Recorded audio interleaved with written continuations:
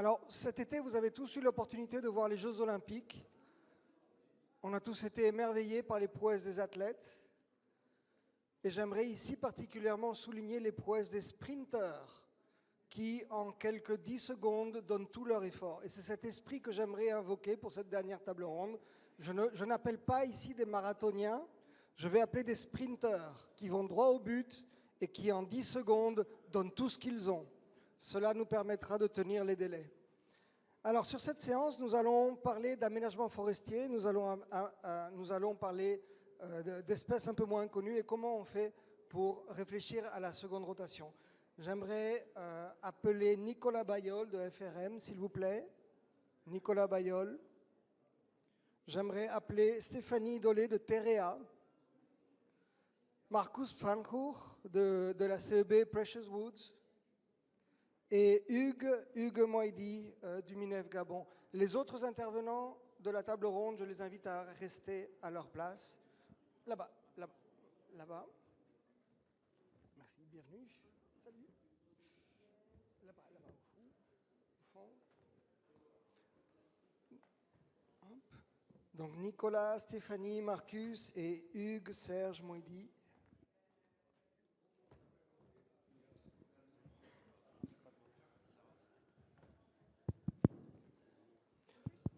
Merci beaucoup.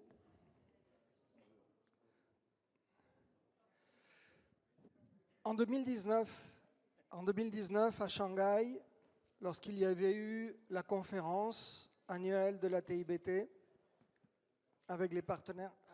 Asseyez-vous là-bas, merci. Feu, ma collègue Sylvie Gourlet-Fleury, avait fait une présentation qui, moi, m'a marqué. Elle avait présenté l'évolution des espèces et elle avait fini par cette conclusion. L'absence de durabilité est inscrite dans la loi. En anglais, unsustainability is enshrined in the law. Et elle faisait référence à cela. Elle faisait référence en disant cela, que les périodes de rotation n'étaient pas adaptées à la plupart des espèces qui étaient intéressantes dans le bassin du Congo. Je voudrais juste partir de ce message-là qui était produit par la recherche scientifique pour lancer le débat sur cette table ronde. On arrive, dans certains des pays du bassin du Congo, à la deuxième rotation. J'aimerais commencer par Nicolas. Nicolas, voilà, est-ce que tu peux nous dire quelque chose sur les évolutions nécessaires? Qu'est-ce qui se passe après 20 ans?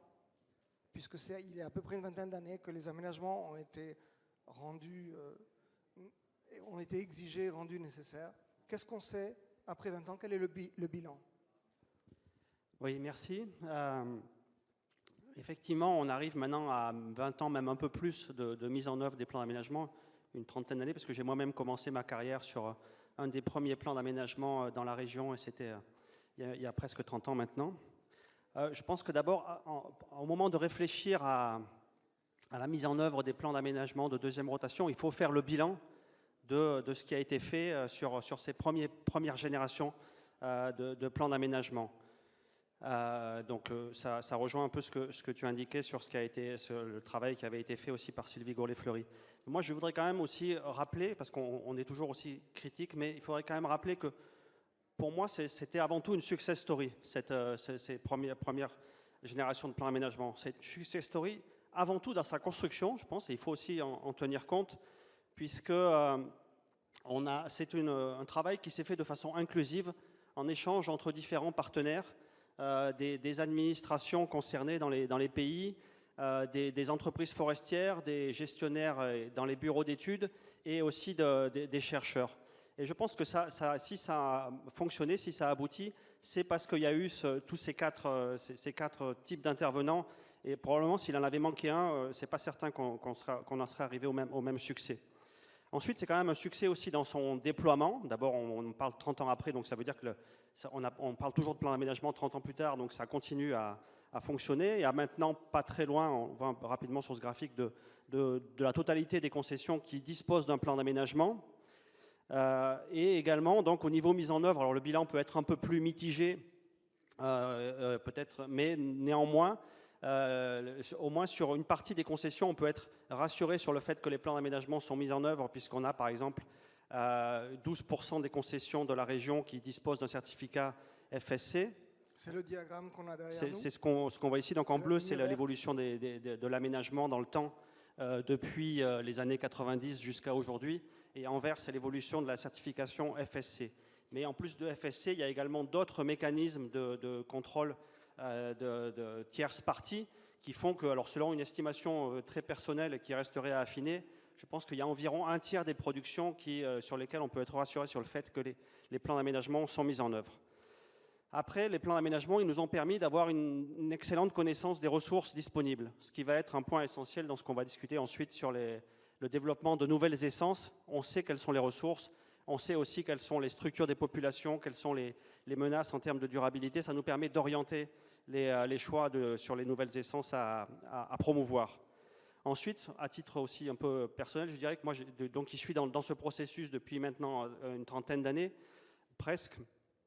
J'ai constaté en particulier une forte amélioration du climat relationnel et du climat social, alors à la fois au sein des entreprises, avec les employés, et aussi avec les populations riveraines qui sont dans les concessions.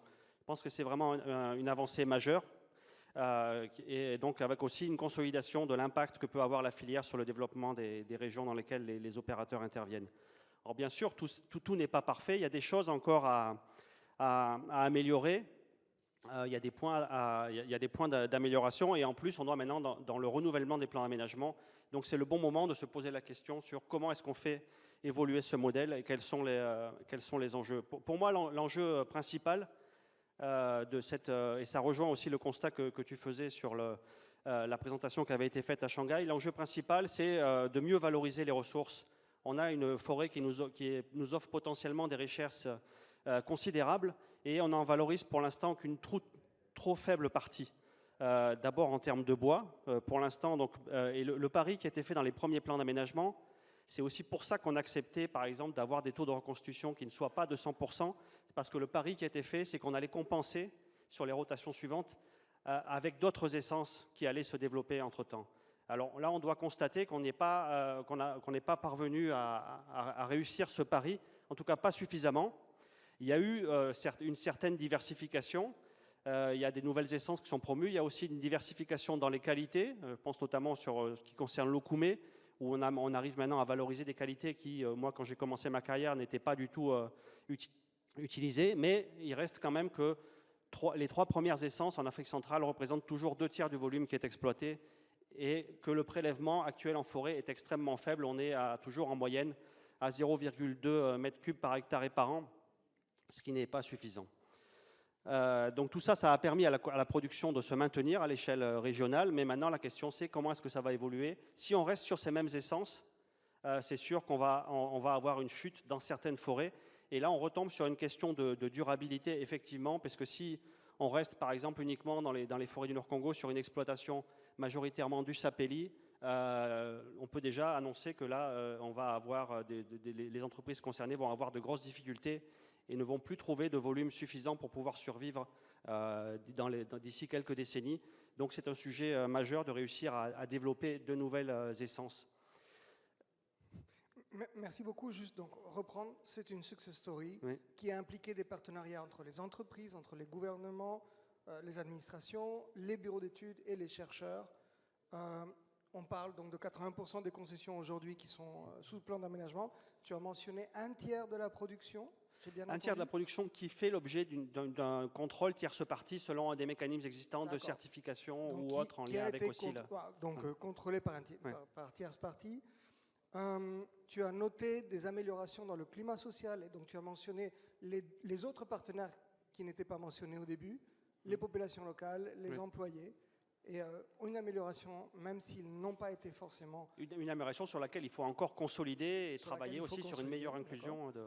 Et du coup, quels sont les enjeux aujourd'hui pour la seconde rotation? Les taux de reconstitution ne sont pas à 100%, parce qu'à l'époque, on a parié sur de nouvelles espèces et qu'il y aurait une diversification. Ce pari, pour l'instant, il n'a pas encore payé. Du coup, sans changer l'orientation, il y a certaines entreprises, certains massifs qui vont vers un risque d'effondrement de la population ou un risque de non-solvabilité de l'entreprise sur la seconde rotation. Oui, c'est ça. D'accord. Voilà, est-ce qu'il y a quelque chose encore Alors, il y aurait beaucoup d'autres choses à dire. Hein. Là, maintenant, c'était un peu faire le bilan de plus de 20 ans d'aménagement en quelques minutes. C'était un peu mission impossible. Et donc, il y a aussi beaucoup d'autres choses à travailler. On a parlé de sylviculture, on va y revenir. Il y a des questions aussi d'amélioration de l'inclusion des populations locales. Il y a des questions de maintien des services écosystémiques sur lesquels il faut travailler et voir s'il y a les possibilités de les valoriser. Il y a d'autres sujets, mais je pense qu'on a balayé déjà les plus importants. Une question très difficile. S'il y a une chose que tu voudrais que la salle se rappelle, c'est quoi? Encore une fois, c'est qu'il faut diversifier la production. Il faut développer de nouvelles essences, la valorisation de nouvelles essences. Ça tombe bien, on va en parler juste après. Mais merci beaucoup, Nicolas. Stéphanie, vous êtes en train de faire le plan d'aménagement, correct, de la deuxième rotation. Oui. Est-ce que tu peux nous en dire un peu plus? Quels sont les défis? Pourquoi est-ce que vous êtes lancé sur un inventaire général, je crois? Oui, exactement. Donc, bonjour à tous. En effet, donc, Terea, nous avons accompagné donc, la CEB Preusseschood, qui est donc représentée par Marcus Frankusch ici à côté de moi, pour du coup la réalisation du renouvellement du plan d'aménagement. Donc, puisque la CEB, sans vouloir parler à ta place Marcus, est donc la première entreprise du bassin du Congo à rentrer dans une deuxième rotation, c'est-à-dire donc que le premier cycle d'exploitation donc d'une durée de 25 ans a atteint son terme et on rentre donc dans le renouvellement, donc un nouveau plan d'aménagement dans une seconde rotation. Une des études préliminaires, en effet, sur laquelle donc, Terea donc, a travaillé avec la CEB, c'est la réalisation des inventaires d'aménagement, de l'inventaire d'aménagement donc, de la concession forestière, pour lequel donc, on a choisi en effet de reprendre la méthodologie de l'inventaire au complet. On ne parle pas ici d'un inventaire d'exploitation, mais d'un inventaire d'aménagement. Donc il s'agit ici de réellement parcourir l'ensemble de la concession forestière pour vraiment avoir une idée de l'ensemble des essences, de l'ensemble des classes de diamètre et de pouvoir réaliser donc une planification sur la prochaine rotation, donc les 25 et pour certaines entreprises 30 prochaines années. C'est une méthode dont tout à l'heure Nicolas parlait de plan d'aménagement qui fournissait une source de données très importante justement sur les forêts qu'on exploite. C'est notamment dû à ces inventaires d'aménagement qui sont un peu le moment donc en début de rotation qui permettent de parcourir l'ensemble de la forêt. Ça a été un réel choix pour vraiment connaître la ressource dont l'entreprise allait aussi disposer, que la forêt, voilà, suite à une première rotation d'exploitation, qu'est-ce qu'il nous reste aujourd'hui? Donc ça vient vraiment d'une volonté de pouvoir planifier sur la base de données fiables et solides ce qui va, on va dire, advenir donc, de l'activité pour les 25 prochaines années. C'est aussi l'occasion, pour appuyer ce que disait Nicolas, de pouvoir dresser aussi un bilan. C'est-à-dire qu'aujourd'hui, on est sur une première entreprise qui a terminé son cycle d'exploitation. Les projections, les modèles sur lesquels on se base actuellement, est-ce qu'ils sont pertinents? Est-ce que c'est ce qu'on peut retrouver aujourd'hui? Est-ce qu'il s'agit de modèles fiables? Donc, c'est une méthodologie qu'on a choisi d'appliquer. C'est une méthodologie qui pourrait certes être améliorée. C'est une méthode qu'on utilisait donc au début des années 2000 pour les premiers plans d'aménagement. C'est une méthode qui est coûteuse, elle prend du temps, elle demande beaucoup d'investissement, elle demande de parcourir l'ensemble de la forêt. Aujourd'hui, on a des technologies telles que des données satellites, de la télédétection, on a des nouveaux GPS beaucoup plus pointus. C'est une méthode qui pourrait donc être améliorée et qui pourrait être rendue même encore plus performante grâce à ces nouveaux outils qu'aujourd'hui, on n'a pas encore pu intégrer à cette méthodologie, faute de, voilà, peut-être de mise autour de la table des acteurs, des personnes concernées. C'est aussi un petit peu là le message que j'aimerais faire passer. Aujourd'hui, pour la deuxième rotation, on avance aussi dans un cadre réglementaire, dans les différentes réglementations nationales, qui n'a pas été réellement défini pour ces deuxièmes rotations. Nous calons aujourd'hui sur donc, des réglementations qui concernent les premières rotations que nous reprenons. C'est aujourd'hui des méthodes qui mériteraient vraiment que les différents acteurs, donc que ce soit les administrations, les différents bureaux d'études, les organismes de recherche, les personnes qui qui ont leurs compétences à apporter à ce sujet. Il faudrait vraiment qu'on puisse tous se mettre autour de la table et discuter justement de quelles nouvelles méthodes réellement à appliquer et à harmoniser entre tous pour cette deuxième rotation. Donc faire venir les nouvelles technologies, adapter. Oui, voilà, pourquoi pas ne pas reproduire à 100% exactement ce qu'on faisait déjà il y a 25 ans, mais utiliser ces nouvelles technologies et pouvoir ensuite aussi faire évoluer le cadre réglementaire qui encadre et qui aujourd'hui, nous ne pouvons pas marcher en dehors de ce cadre réglementaire. Donc c'est vraiment faire évoluer tous ces paramètres, mais ensemble, voilà, de manière synchrone. Et il y a autre chose qui a changé en 20-30 ans, c'est pas seulement les technologies, c'est pas l'absence d'évolution des cadres réglementaires. Il y a aussi la perception que nous avons du rôle que la forêt joue, du rôle que la forêt joue pour le climat, pour la biodiversité, pour les populations locales. Est-ce que ça joue dans ce processus de réflexion ? Oui, bien sûr. En effet, il y a eu énormément de recherches, etc., de choses qui ont, qui ont porté là, pendant toutes ces années sur... et ça rentre totalement en compte. On ne parle pas uniquement de production, on parle vraiment de... Donc, est-ce que ça veut dire qu'il y a d'autres choses à regarder que l'on ne regardait pas avant ? Il y a d'autres choses, donc oui, il y a des résultats de recherche aujourd'hui, des recommandations qui sont formulées avec lesquelles on avance, avec lesquelles on n'avançait pas forcément en première rotation. Donc il y a donc l'extension des durées de rotation à 30 ans qui ont été une recommandation. Quand je parle de recommandations, donc toutes ces recommandations, elles sont vraiment nées de tous ces dispositifs scientifiques, en effet, qui ont déjà été abordés pendant la journée, qui reprennent donc des années de recherche et qui nous permettent réellement aujourd'hui d'aménager les forêts sur des bases plus fiables. L'aménagement, on n'oublie pas qu'il s'agit de prévision, d'une sorte de modélisation de comment va évoluer notre forêt, sans hypothèses fiables qui sont aujourd'hui donc précisées et sur lesquelles tous les dispositifs de recherche nous permettent d'avoir des éléments plus fiables. Ça nous permet d'ajuster notre modèle à ce sujet. Et je me permets une dernière question. Ouais. Est-ce que vous avez déjà eu des surprises avec les résultats ? Des surprises, non, oui et non. Alors c'est vrai que l'analyse, non, on ne l'a pas encore exactement réalisée. Donc on a eu des premiers chiffres, évidemment. Non, pas de surprise particulière.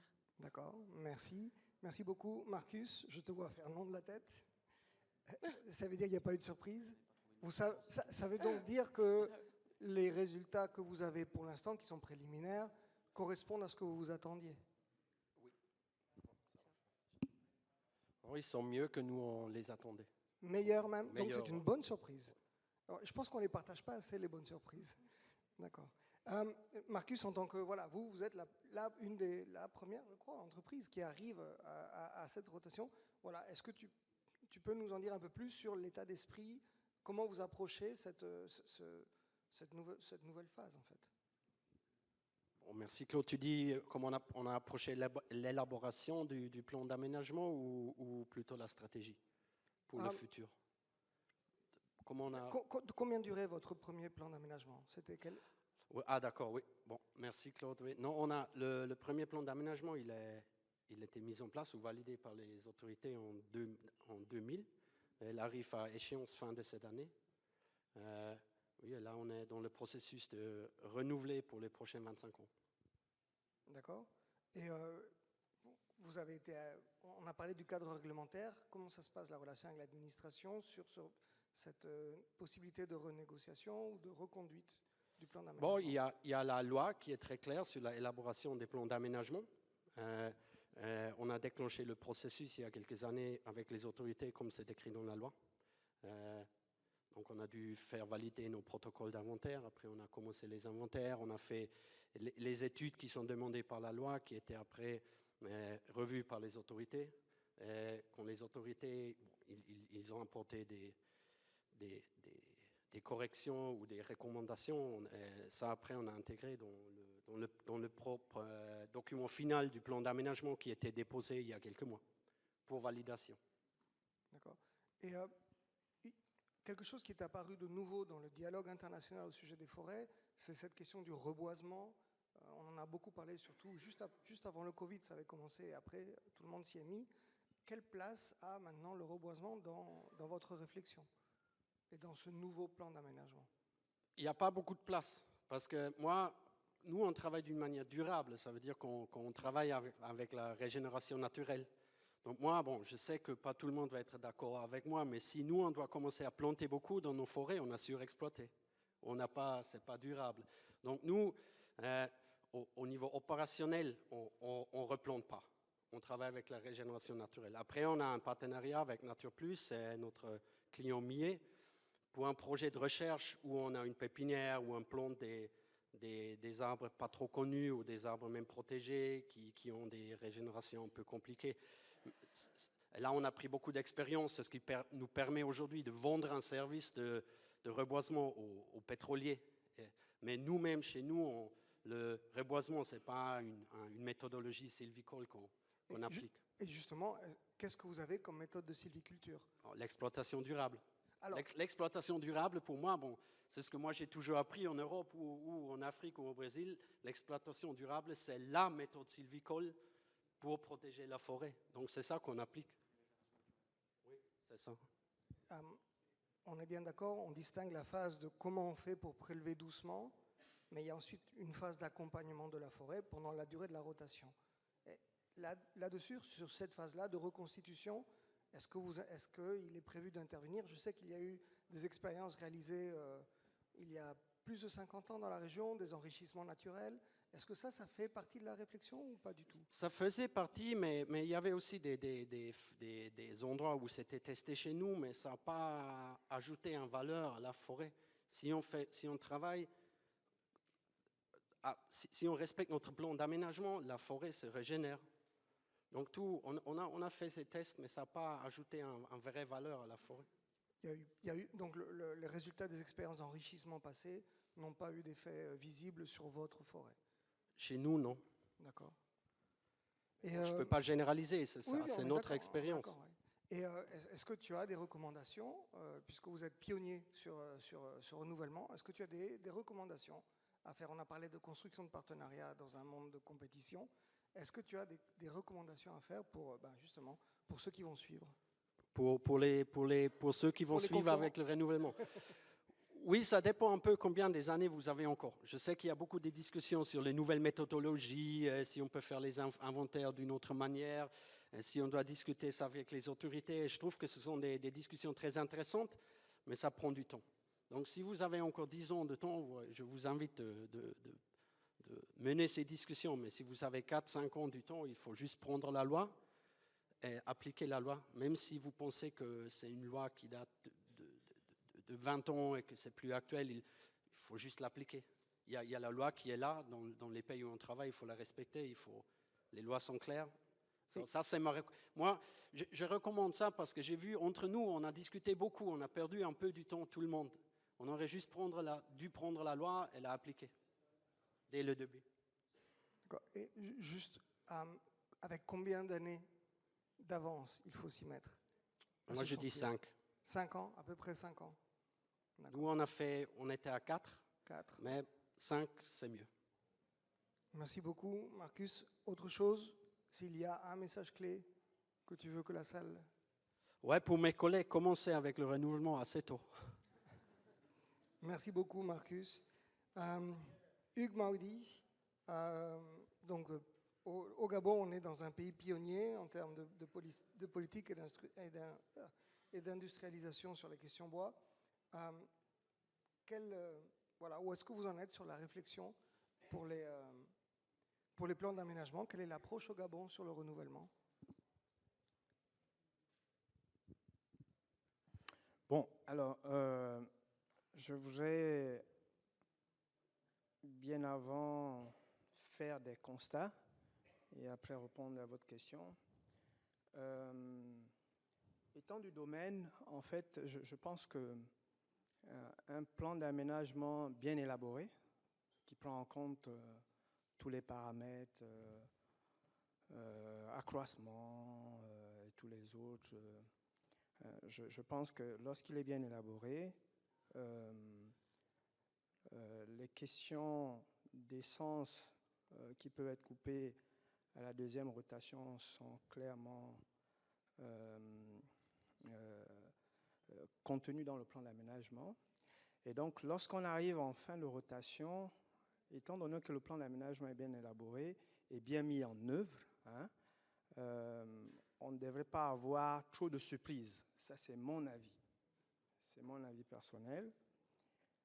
L'autre chose, l'autre observation, constat que je fais, c'est que est-ce que, bien que des recherches sont faites, hein, je ne crache pas dessus, est-ce qu'on peut, de manière pertinente, faire déjà le bilan des plans d'aménagement si nous ne sommes qu'à la première rotation? Est-ce qu'il ne faut pas attendre la deuxième rotation pour justement faire des comparaisons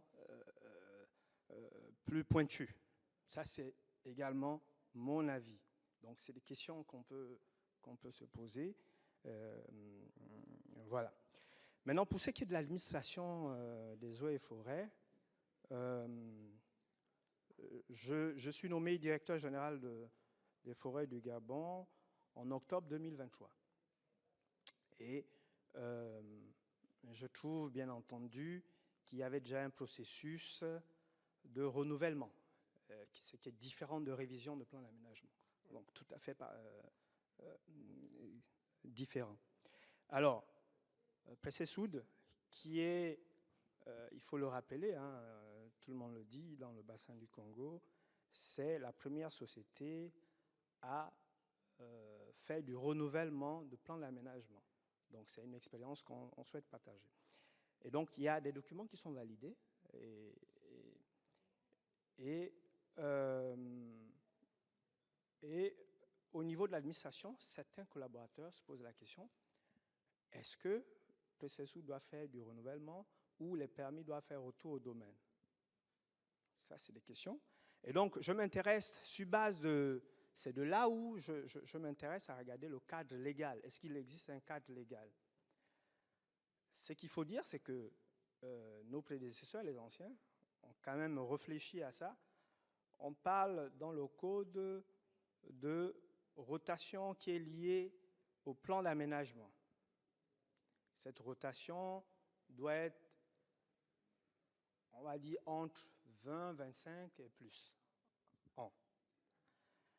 Et cette rotation, il est dit dans la loi qu'elle est renouvelable. Et à l'issue du renouvellement de cette rotation, on parle de taxe de renouvellement. Donc, c'est sur base de ces éléments que j'ai, bien entendu, réuni les collaborateurs et Pressé-Soud pour dire que, bon, il ne s'agit pas de faire un retour au domaine des concessions, parce qu'il s'agit plutôt de... Je pense que le cadre légal parle bien de renouvellement de plan d'aménagement, c'est contenu, mais sauf que il faut peaufiner ou finaliser quelques détails dans ce renouvellement.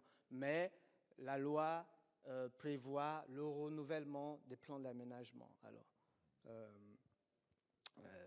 pour être clair, la loi ne fixe pas le taux ou l'assiette de ce renouvellement. C'est juste ce petit détail que l'administration compte régler très vite. Vous allez fixer les taux. C'est simplement ça, c'est juste le taux. Une fois on a le taux, le renouvellement est clair. Voilà. Donc, pour ma part, il n'y a pas péril en la demeure. La loi prévoit clairement le renouvellement des plans d'aménagement au niveau du Gabon. Et ça peut faire école pour les autres pays du bassin du Congo. Pour l'instant, je vais m'arrêter là. Merci sinon, beaucoup. je risque de beaucoup parler. Merci beaucoup. Donc, je pense qu'un des gros enjeux, c'est est-ce qu'il y a superposition entre ce que la loi exige et demande et ce que la nature permet? Est-ce que des taux de rotation qui sont de 20 à 25 ans vont permettre aux espèces de se renouveler? On le sait que dans certains cas, non.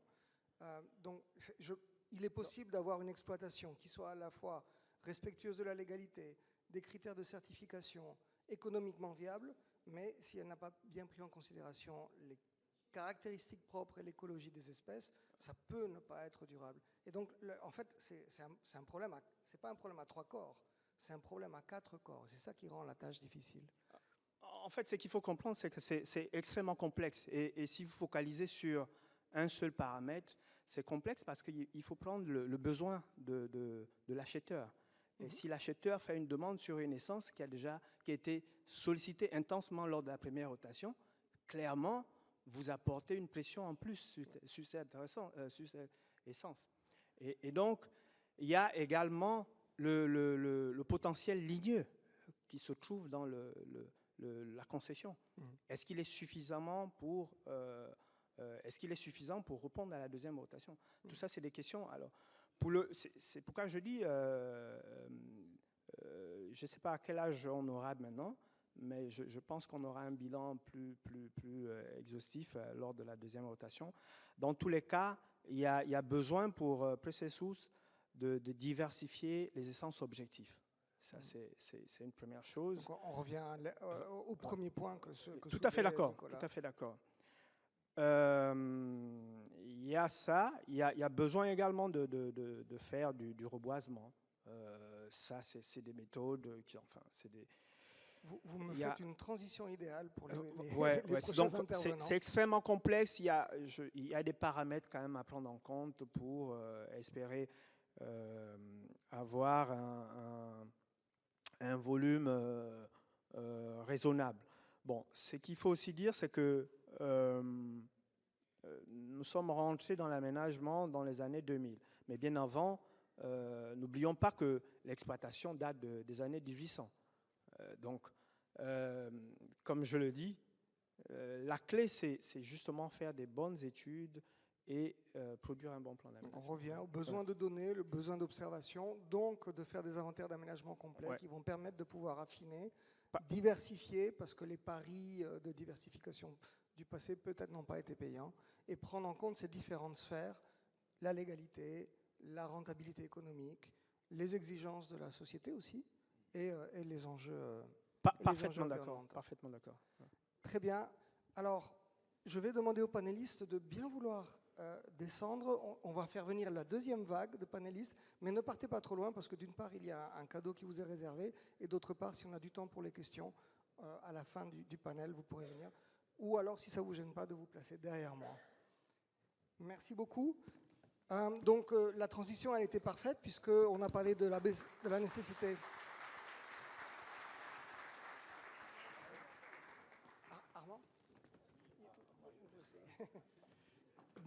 Donc la transition elle était parfaite puisqu'on a parlé de la nécessité de diversifier, on a parlé de la nécessité de réfléchir quelle place vont avoir le reboisement et la sylviculture. Donc je vais me permettre d'appeler sur la tribune Crispin Ilunga de l'Université Jean Blou. Je vais demander à Jean-Gérard du CIRAD de me rejoindre et Armand Stockman qui est déjà sur place, qui va pouvoir nous parler aussi de comment ils interviennent sur les LKTAS, et Robin Doucet de Nature Plus. Robin, merci beaucoup. Et je voulais remercier Yannick qui a accepté de laisser son temps de parole aux autres participants. Il nous reste un peu moins de 20 minutes pour pouvoir vous donner la parole, explorer vos questions et aussi engager un dialogue. Donc je m'excuse si je mène ça un peu tambour battant. Alors j'aimerais donner la parole à Crispin. Crispin, une question. On a parlé du reboisement, on a parlé de l'enrichissement.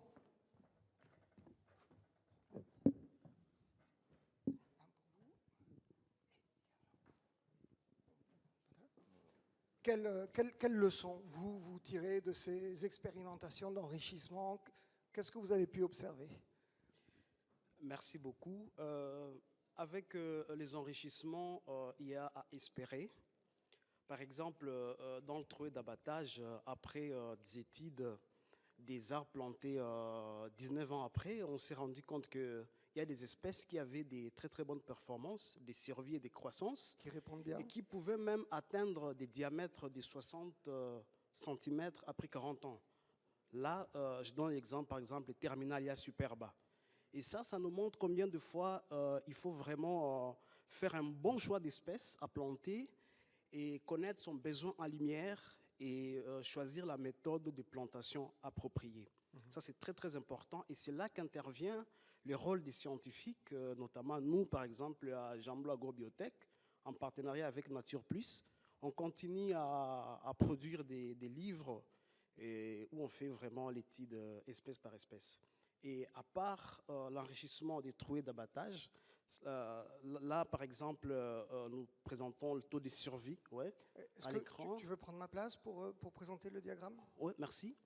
Ici, par exemple, on voit 5 espèces qui ont présenté des taux de survie assez importants dans le trouée d'abattage. Nous avons le moabi, Bayonella toxisperma, les Détarium macrocarpum, les les thalis, les chitola et le fraquet. Donc, ce sont des espèces qui ont présenté des très bons taux de survie dans le trouée d'abattage, contrairement à ceux qui pensent que ce n'est pas intéressant de reboiser les trouées, mais nous pensons que c'est un problème plutôt des reculs en termes de données qui manquaient.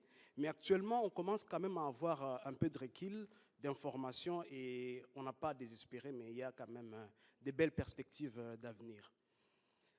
À part cela, comme je venais de le souligner, il faut vraiment faire un très bon choix d'espèces par rapport au milieu. Là, nous sommes dans le trouée d'abattage, mais il y a aussi les zones dégradées qu'il faut vraiment bien choisir et bien identifier. Et là, ça demande vraiment une certaine expertise. Et voilà, il y a des éléments d'information qui sont en train d'être produites, mais peut-être qui ne sont pas encore consommés par beaucoup de forestiers. Et nous vous invitons de temps en temps à lire tout ce que nous produisons comme bouquins. Et ça va nous permettre d'améliorer et de comprendre la sylviculture dans le forêt de production. Merci beaucoup, Crispin. Donc, le message clé à retenir, c'est? Le message clé à retenir est qu'on peut planter dans le trouée d'abattage, on peut planter dans les zones dégradées, mais il faut connaître au préalable le besoin en lumière de l'espèce à planter. Ça, c'est un élément.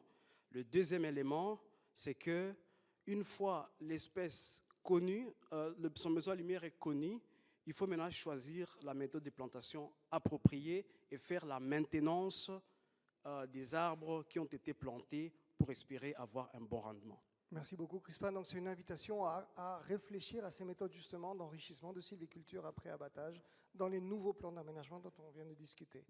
Et si on parlait maintenant un peu de diversification, Jean, est-ce que tu peux nous dire quelque chose sur une nouvelle approche, il me semble, axée plutôt sur les produits plutôt que sur l'espèce? Voilà, en quelques mots, bonjour. L'approche produit pour la valorisation des LKTS, des essences secondaires, comme on les appelait avant. Je pense dans un premier temps, je vais tout de suite aller aux idées phares. Comme tu vas me demander tout à l'heure les idées phares, je les donne tout de suite, comme ça je vais encore plus vite. Donc 2 idées à retenir. Dans un premier temps, c'est que la valorisation des LKTS ne peut pas se décréter, ni par les administrations forestières, ni par des instituts comme celui dans lequel je travaille, le CIRAD, l'Institut de recherche et développement, ni même par la TIBT. La valorisation des essences secondaires des LKTS ne peut être portée que par les entreprises, des sociétés forestières qui exploitent, transforment et commercialisent. Je crois que c'est la première idée phare. Ensuite, cette approche produit, oui, donc la diapo apparaît. Donc la meilleure façon d'expliquer cette approche produit, c'est de m'appuyer sur le schéma qui apparaît en bas de la diapo. Il est extrait d'un bouquin que Emmanuel Groutel a co-rédigé il y a un peu moins de 10 ans. D'ailleurs, j'ai vu que le bouquin est disponible sur la table à l'extérieur, donc j'invite les gens de la salle à aller en récupérer. Un bouquin très intéressant. L'idée générale, c'est de ne plus partir simplement des résultats d'inventaire à partir desquels on peut dresser des essences dites de promotion qu'on a du mal à commercialiser et que l'on va chercher à placer. C'est l'approche un peu conventionnelle. L'idée est de partir du marché, c'est-à-dire de la demande en produits bois qui sont associés à des exigences techniques, exigences en termes de performance, exigences auxquelles les bois devront répondre. Donc c'est une approche un peu nouvelle, qui est déjà mise en œuvre par un certain nombre d'opérateurs, et c'est uniquement à travers ce genre d'approche, je pense que M. Stockman en parlera par la suite, que l'on peut arriver réellement à promouvoir certaines essences. Ne pas partir de liste d'essences, faire un choix sur 2-3 essences, et surtout partir du marché. Donc pour faire une métaphore, au lieu de faire à dîner à partir de ce qu'il y a dans le frigo, demander aux enfants ce qu'ils veulent manger. Pardon, j'ai pas entendu.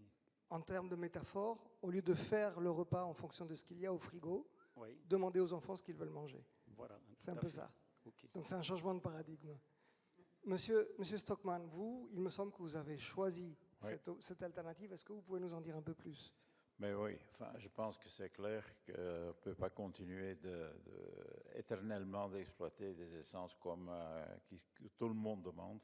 Le sapelli, le sipo, le moabi, le padouk, Cafélia, Ayus, enfin, vous les connaissez tous.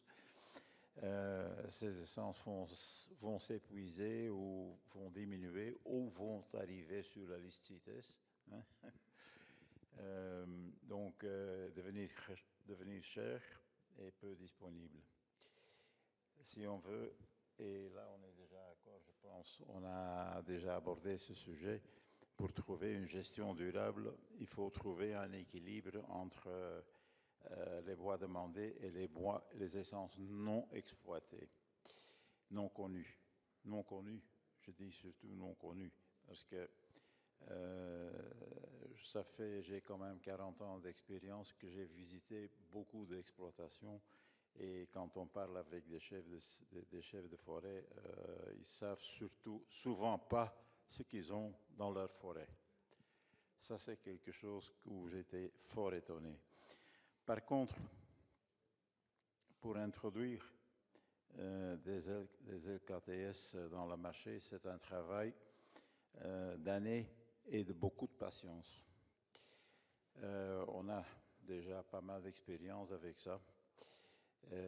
Ces essences présentent très souvent des caractéristiques qui peuvent poser des problèmes lors de l'utilisation. Séchage, rabotage, stabilité, surtout le comportement après posage ou utilisation. Des problèmes techniques, en fait. Technique, oui, je parle de technique maintenant, hein, je ne parle pas de... par conséquent, il faut qu'une nouvelle essence soit bien testée, testée sur tous ces points. C'est justement ça qui demande beaucoup de temps et d'investissement. Et j'insiste surtout sur le mot investissement, parce que il faut du bois, il faut tester, il faut les utiliser. Heureusement, il y a certaines solutions. Il y a certaines solutions pour essayer d'éviter des problèmes avec des essences pareilles.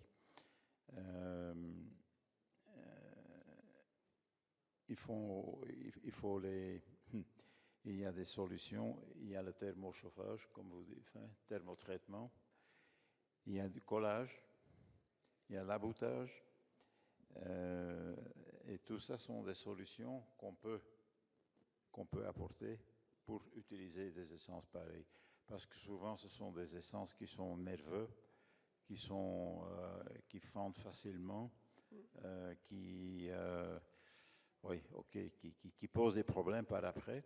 Et aucun utilisateur, importateur, veut courir le risque d'avoir des problèmes et des réclamations par après. Et quand je dis par après, je ne parle pas d'une semaine, je ne parle pas de 2 semaines, je parle de 2, 3, 4 ans. D'accord. Avec des garanties décennales dans le bâtiment, par exemple, qui posent problème. Oui, mais je peux vous assurer, ça fait déjà des années qu'on fait des tests et qu'on est toujours surpris de voir comment certaines essences se comportent dans le temps. Donc, un autre obstacle dans l'introduction des LKS, c'est convaincre les acheteurs. Convaincre les acheteurs, les gens les prescripteurs, les bureaux d'études, les architectes et tout ça, pour utiliser ces bois sous n'importe quelle forme, hein, abouté, lamellé, collé, peu importe. Parce que s'il n'y a pas déjà un avantage de prix, ça c'est ça surtout qui peut convaincre les gens. Ça a toujours été, c'est dans l'argument tous du les plat. produits. Donc, il faut du temps et il faut de l'argent. Enfin, il faut de l'argent, il faut investir dans tout ça. De la patience.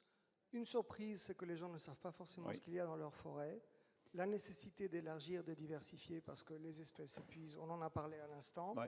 Beaucoup de patience, des prescripteurs, architectes qui ne connaissent pas et qui ne veulent pas prendre des risques avec des espèces qui sont nerveuses, qui peuvent réagir longtemps après et de façon compliquée. Donc, un besoin de technicité, de savoir-faire Oui. nécessaire. C'est ça, oui. Un point que l'audience doit se rappeler, une chose. Mais, oui, non, enfin, c'est le principal que je voulais dire. Mais il y a beaucoup, c'est incroyable comme il y a des essences non connues en Afrique. Enfin, je parle ici d'Afrique. Pourquoi? Parce que c'est là où on a surtout l'expérience. Donc, mais c'est incroyable comme il y a des bois. Et si on réussit à introduire les LKS sur le marché, ça va soulager la pression sur d'autres essences. Donc, finir sur, en fait, c'est une forme que prend cette biodiversité tellement riche de ces forêts, Et en plus, la variété des essences disponibles et leur comportement. En plus, ça va améliorer et aider une bonne gestion, une gestion durable. Qui peut rendre plus facile la gestion. Je pense que vous êtes d'accord avec moi. Merci beaucoup. Robin. Monsieur Marcus, je pense que vous êtes d'accord avec moi. Robin, le défi, donc il me semble que tu es postdoctorant ou doctorant? Postdoctorant. Enfin, postdoctorant. j'ai fini un doctorat. Et tu as des résultats en fait à présenter. Voilà, il me semble. c'est ça. Tu peux nous en dire quelques mots? Oui, bien sûr. Mais déjà, je vous remercie de m'écouter et de pouvoir diffuser mes résultats ici. Donc, moi, j'ai travaillé sur une essence qui s'appelle l'Omvong. J'ai eu la chance de pouvoir travailler après Cheswoud CEB au Gabon. Et donc l'Omvong, il faut savoir que cette essence, elle est considérée dans le rapport régional sur l'industrialisation de la filière bois à l'horizon 2030 comme la 22e essence la plus disponible, enfin la 22e essence mobilisable, la plus disponible au sein des forêts d'Afrique centrale. Et cette Omvong serait donc une essence de classe d'emploi 4, donc on pourrait l'utiliser dans les mêmes emplois que l'Azobé, l'Ocan ou le Tali. Donc il pourrait venir en soutien à cette production. Et donc on a voulu travailler sur cette essence qui semble extrêmement intéressante. Et donc en travaillant dans les forêts de Cheswoud CEB, on s'est rendu compte que sous l'appellation Omvong se trouvaient en fait 4 espèces botaniques différentes, aux propriétés différentes. Et sous ces 4 espèces, on a identifié qu'une seule de ces 4 espèces avait un réel potentiel de valorisation. D'une part, nous avons une espèce qui n'atteint simplement pas le diamètre minimum légal d'exploitation, une autre espèce dont la densité en forêt est trop faible, et une troisième espèce pour laquelle la durabilité du bois n'est pas suffisante pour atteindre la classe d'emploi 4, donc ça risquerait même de mettre en péril l'utilisation même du bois, enfin de l'Omvong en tant qu'essence, et les rendements de sciage étaient trop faibles. Donc il reste que finalement, sur les Omvong que nous avons étudiés, une seule de ces espèces est réellement exploitable, ce qui fait qu'il faut bien identifier l'espèce au moment de l'exploitation et de l'aménagement. Donc affiner les connaissances taxonomiques. Affiner les connaissances taxonomiques, exactement. On parle depuis une vingtaine, 30 ans d'années de la disparition progressive du savoir taxonomique. Et là, c'est l'évidence qu'il faut le conserver. Et il faut mettre à jour en fait le savoir taxonomique parce qu'il y a des révisions qui se font dans le monde scientifique, mais qui ne sont malheureusement parfois pas traduites pour les acteurs de la filière, ou alors les botanistes vont faire des flores et ils vont décrire des espèces sur base de leurs fleurs qui sont disponibles un mois sur l'année sur le terrain. Et donc il faut créer, je vais en parler après, mais créer peut-être des méthodes d'identification avec des organes qui sont disponibles toute l'année, tels que le tronc, les feuilles, et augmenter les formations du personnel là-dessus. Merci beaucoup. S'il y a un message que tu veux faire passer? Par rapport à ça, c'est une meilleure formation pour les inventaires, du personnel d'inventaire, mais surtout aussi une traduction des recherches scientifiques vers les acteurs de la filière. Acteurs de décision. Merci beaucoup. Je vais me mettre... je suis désolé pour le... il nous reste... Merci beaucoup pour la concision. Il nous reste 5 minutes pour un débat avec la salle, s'il y a des questions, des interrogations ou des doutes, ou justement si vous souhaitez réagir les uns les autres, puisqu'en fait vos présentations étaient complémentaires, avec l'entrée sur le renouvellement, les notions d'inventaire, comment on intègre les savoirs taxonomiques, comment on pense quand même des interventions après exploitation, et comment on diversifie. Tu vois.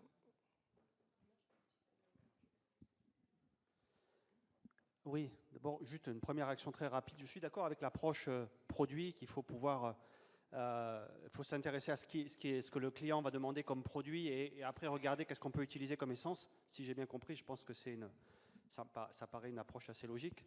Je pense que un peu en prolongement de ça, il faudrait aussi probablement plus transformer dans les pays pour arriver à avoir des produits à l'intérieur des pays même et avoir peut-être des entreprises qui pourraient se spécialiser sur certains produits utilisant certaines essences. Après, pour ce qui est de l'image avec le frigo, il faut quand même avoir les essences en stock dans le frigo, sinon l'enfant ne va rien manger. Il va avoir envie de manger quelque chose et ça ne sera pas dans le frigo. Voilà ce que je voulais dire là-dessus. Ensuite, sur les questions de durabilité et d'évolution des approches sylvicoles, je crois qu'on a effectivement un problème de durabilité qui avait été pointé à Shanghai par Sylvie Gourlet-Fleury à l'époque, notamment. Mais c'est avant tout un problème économique.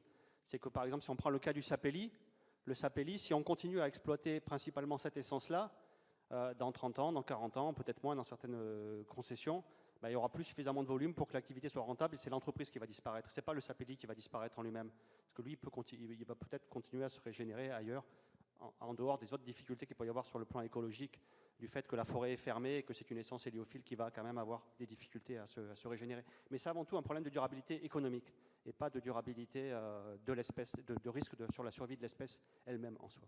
Donc on revient à cette quadrature du cercle entre toutes les dimensions du problème, la durabilité économique, sociale, environnementale, les critères exigés, etc. Est-ce qu'il y a une autre intervention? Oui?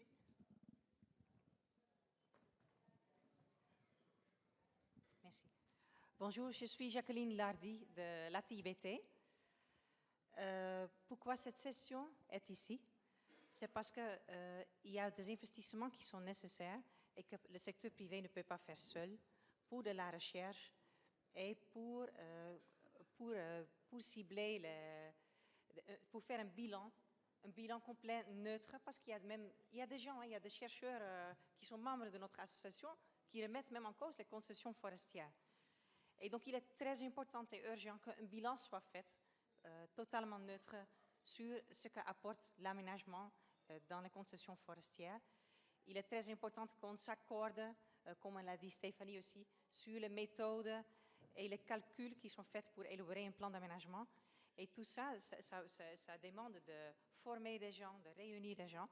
Et donc, je voulais juste préciser ici que c'est un fort souhait de l'ATIBT d'être pilote dans ce travail ensemble avec tous les membres.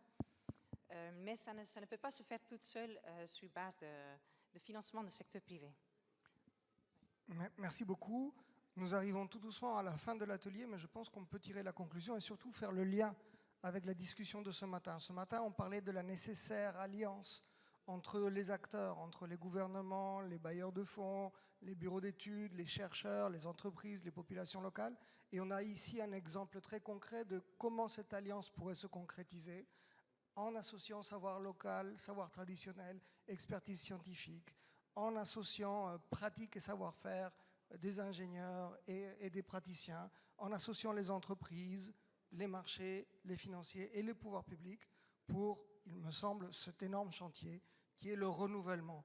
Alors vous avez tout à fait raison, on en saura plus avec 2 points de mesure, mais on peut déjà voir avec 1 point de mesure si on est dans le champ ou en dehors. Je tiens à remercier tous les membres du panel, c'était concis mais extrêmement intéressant. Et merci à la salle pour toute l'attention. Il est dans 10 secondes, on rendra l'atelier en temps et en heure. Benoît, tu veux conclure? Avant que vous applaudissiez chaleureusement cette belle